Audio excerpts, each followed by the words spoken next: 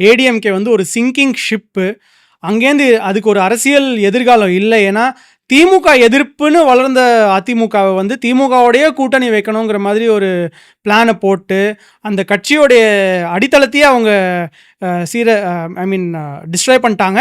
So அதனால் வந்து ஏடிஎம்கே தான் இப்போ கம்ப்ளீட்டாக டிவிகேல வரும். டிவிகே தான் புது திமுக எதிர்ப்பான கட்சிங்கிற மாதிரி ஓப்பனாகவே அவங்க பேசியிருக்காங்க. இந்த ரீசன்ஸுக்காக தான் அவங்க சொல்கிறாங்க. இது வந்து நான் இந்த ஆதவ் அர்ஜுனா, அருண்ராஜ் அவங்களாம் கேட்குறேன். இப்போ ஜெயலலிதா கரப்ஷன் சார்ஜஸில் ஜெயிலுக்கு போனாங்க. உயிரோடு இருந்தால் ஜெயிலுக்கு போயிருப்பாங்க சசிகலா மாதிரி. அப்புறம் அந்த மினிஸ்டர்ஸ் மேலாம் இவ்வளோ கரப்ஷன் சார்ஜஸ் இருக்குது, எல்லார் மேலேயும் இருக்குது. ஸோ இதெல்லாம் பற்றி அவங்களுக்கு கவலையே கிடையாது. இதெல்லாம் பற்றி நம் யாருமே கவலைப்படக்கூடாதுன்னு நினைக்கிறாங்களா? அரசியல் ரீதியாக சொல்கிறாங்க டிவிக்கே தான் புது ஏடிஎம்கே தான்.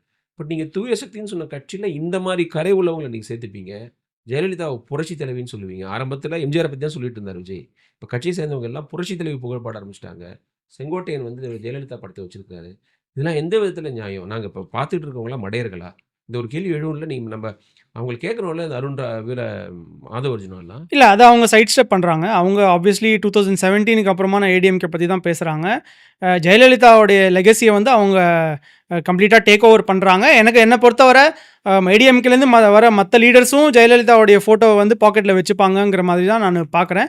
ஏன்னா அது வந்து நீங்கள் சொல்கிறது வந்து ரொம்ப கரெக்டான விஷயம் தான். இன்ஃபேக்ட் நம்மள மாதிரியான ஜேர்னலிஸ்ட் அதை அப்படி தான் பேசுவாங்க. ஆனால் மக்கள் மத்தியில் பார்த்தீங்கன்னா ஜெயலலிதாவுக்கு இன்னும் அந்த ஈர்ப்பு சக்தி இருக்குது.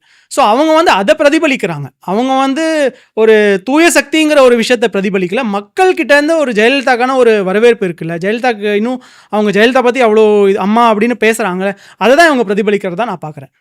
2017 முன்னாடி எல்லாமே பக்காவாக இருந்தது. ஆமாம், ஏடிஎம்கே பேரில் எந்த பிரச்சனையும் கிடையாது. கரப்ஷன் கிடையாது, கமிஷன் கிடையாது, டெண்டர் கிட்டலாம் கரெக்டாக விட்டாங்க, எல்லாம் உத்தமராக இருந்தாங்க. நீங்கள் சொல்கிறது ரொம்ப வேலிட் பாயிண்ட். ஈவன் டிஎம்கே கூட ஜெயலலிதாவுக்கு மெமோரியல் கட்டும்போது நான் வந்து எதிர்ப்பு குரல் எழுப்பணும்னு நினச்சேன். ஏன்னா அவங்க வந்து ஊழல் கரை படிஞ்சவங்க. அவங்களுக்கு நம்மளோட பணத்தில் நீங்கள் கட்டக்கூடாது, ஏடிஎம்கே ஆஃபீஸில் நீங்கள் என்னென்னா கட்டிக்கிங்க அப்படி சொல்லணும்னு. ஆனால் அவங்க ஒரு வார்த்தையும் பேசலை. அப்போ அவங்களும் பேசாமல் இருந்ததுக்கு காரணம் இறந்தவர்களை பற்றி பேசக்கூடாதுன்னு ஒரு மரபை தாண்டி அவங்களுக்கு பெண்கள் மத்தியில் இன்னும் ஆதரவு இருக்குது. நம்ம ஏதாவது பேசி ஏடாகூடமாக போயிட போகுது, எதுக்கு வம்பு, ஏதாவது பண்ணிட்டு போங்கப்பா அப்படிங்கிற ஒரு அப்ரோச்சில் இருந்தாங்க. நீங்கள் பாயிண்ட் அவுட் பண்ண மாதிரி டிவிகேவும் அதே மாதிரி தான் நினைக்கிறாங்க. எதுக்கு அவங்க ஒரு பெரிய வசீகர தலைமை, அவங்கள பற்றி நம்ம குறை சொல்லி ஏடிஎம்கேல இருந்து இங்கே வரவங்களுக்குலாம் ஒரு தடையாக இருந்துடக்கூடாதுன்னு நினைக்கிறாங்க. பார்ப்போம். ஆனால் நியாயம் கிடையாது, இது அறம் கிடையாது. கரப்ஷன்னா திமுக கரப்ஷன், அதிமுக கரப்ஷன் கிடையாது. எல்லாம் ஒரே கரப்ஷன் தானே, எல்லாமே ஊழல் தானே. நியாயமாக அதையும் கண்டிக்கணும். ஒருத்தரை மட்டும் நீங்கள் தீய சக்தின்னு சொல்லிட்டு ஒருத்தவங்களுக்கு ஃப்ரீ பாஸ் கொடுக்குறீங்க. நிச்சயமாக மக்கள் பார்த்துக்கிட்டு இருக்காங்க.